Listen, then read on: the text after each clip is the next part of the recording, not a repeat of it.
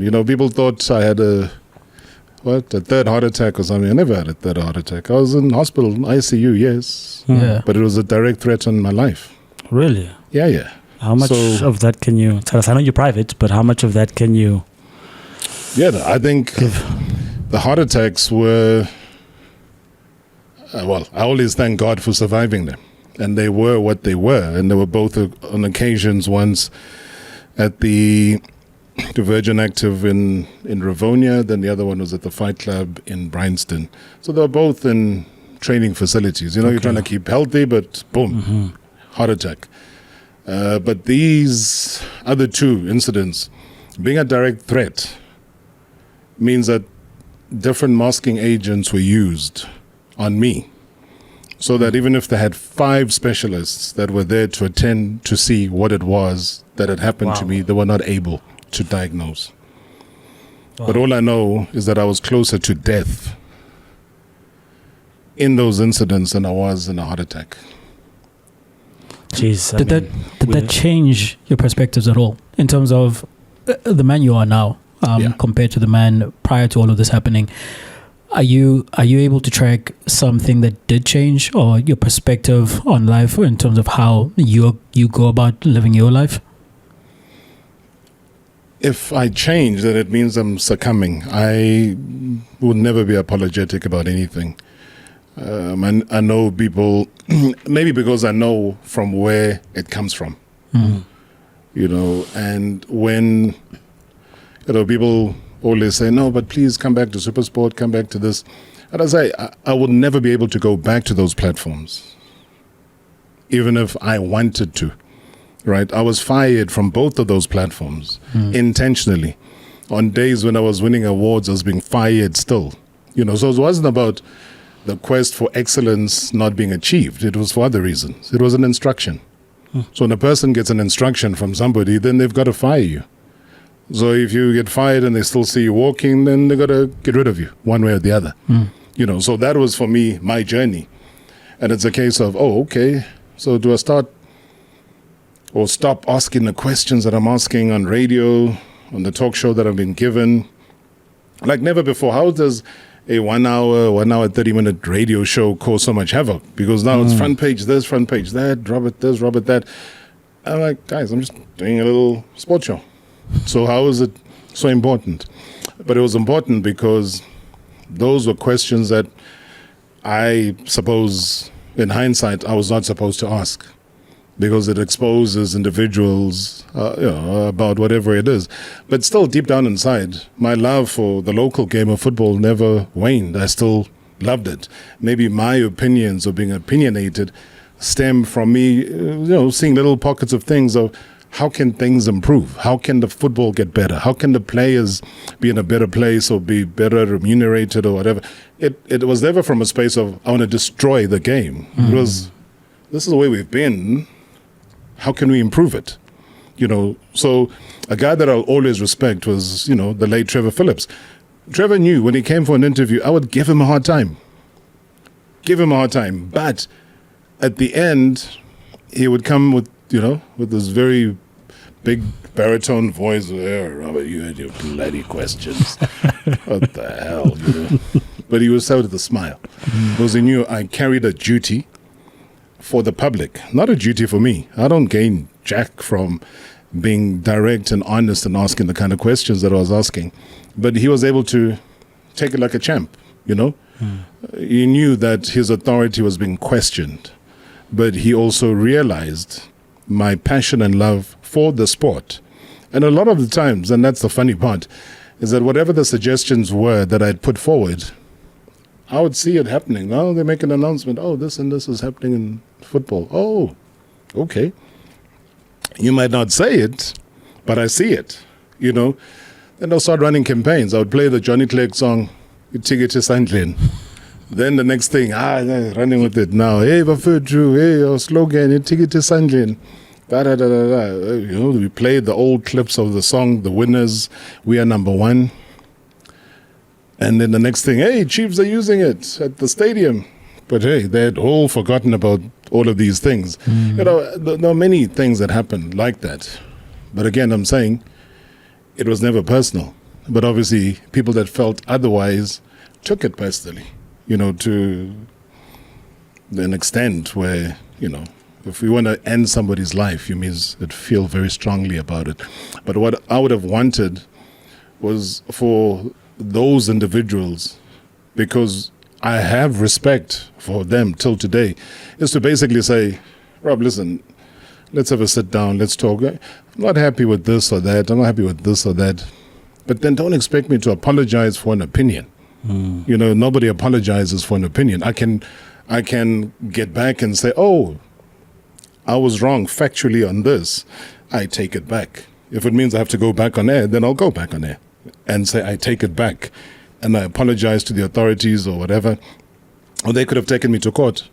Not once have I been taken to court about anything that I've said.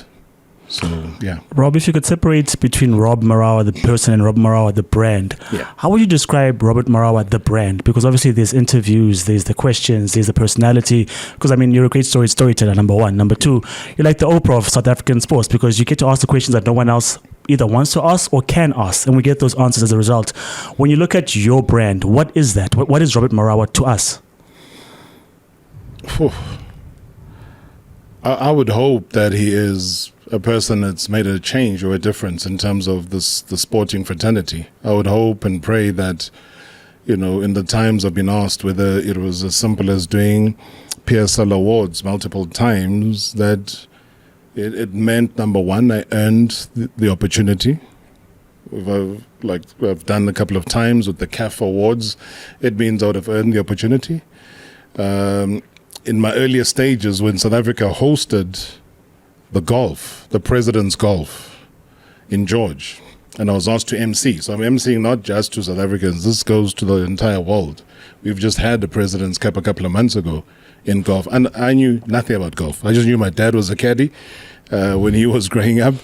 And it was a very complicated sport, but he knew and understood it, loved his Tiger Woods, but I knew nothing. But there I was now, with the Johan Rupert of this world and everybody else behind me. There's George Bush Sr. who was there.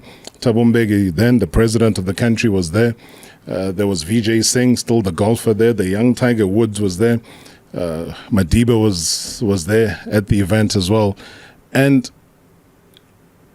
doing the draws, with Jerome Valk, the then FIFA General Secretary, and doing draws in Cape Town, doing draws in Durban, when the very first derby, Soweto derby, went to be played at Kings Park, was the weekend of the World Cup draw. That's why they took it down there. So being able to do all of those things, be with the Sepp Blatters, do something Blatter never ever did, was invite him to do an interview in a radio station at Metro. And Jerome said, Robert, listen, this guy doesn't do interviews, but let's see what happens. And they mentioned it was, he was at the draw. Yeah, I'll come to the studio. Then he came through in the same way, Madiba did. So mine was always, let me push the envelope. Let me see what sport and how far one can take this thing called sport. Attending Laureus Awards in Monaco and Abu Dhabi. And so, there's a lot of things that one has been able to achieve in this journey, and places I've been able to go in this journey, but also be in the forefront of. When I was speaking to Lucas Khatebe the other day, and Leeds had called him back again to honor him, because Leeds, he's a hero. Love that man. Geez, you have no idea, guys. I had the singular honor when it was this testimonial game. They got to play against Charlton. Obviously, Sean Bartlett played for Charlton, and Lucas was there. So we're there at Ellen Road, spent great time driving around. I was like, this man is loved. There are murals of him all over the place. Chief this, chief that, blah, blah. I was like, I've never seen this in my entire life. Wow. You know how people in Rome with the Pope and everything? Lucas, Whoa. I'm telling you. Whoa. The fact that Kaizer Chiefs, I don't even think they ride on the fact that band, that rock band, is named after the team that Lucas is in, because they're from Leeds. Yeah. To give him this due respect. They are now a global rock band that carry the name Kaizer Chiefs. Because of Lucas. The suite at Ellen Road is named after him. There's a beer, Rada beer, that's named after him. There's a double-decker bus named after... I'm just mentioning a couple of things, but there's gazillion things. So, in short, again, it's 10 years of service at Leeds.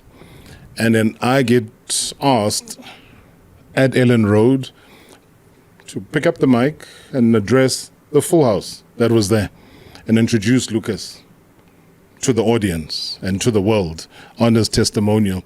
So yeah, so the little kid from Nkandla dreamt big. Maybe I didn't know the extent of my dream and, my focus on excellence in terms of what I tried to do. So I think what brand Robert Marawa is maybe a testament to what we see right here with MSW on the microphone at Prime Media. Being able to reach an agreement with the massive institution like Prime Media 947 and say, listen, we align, we bring both our brands together, and you do what you do. We give you the platform to do what you do, and we support each other all the way. And that's exactly what they've done. They've accorded me the respect and the platform. They've accorded me the love that is now transferred to the listeners of the show. And, it's done in the most professional of way because they're a professional entity. They're not about whatever, Mickey Mouse things that people end up doing in broadcasting, But I always say, I don't think my journey has begun. Wow.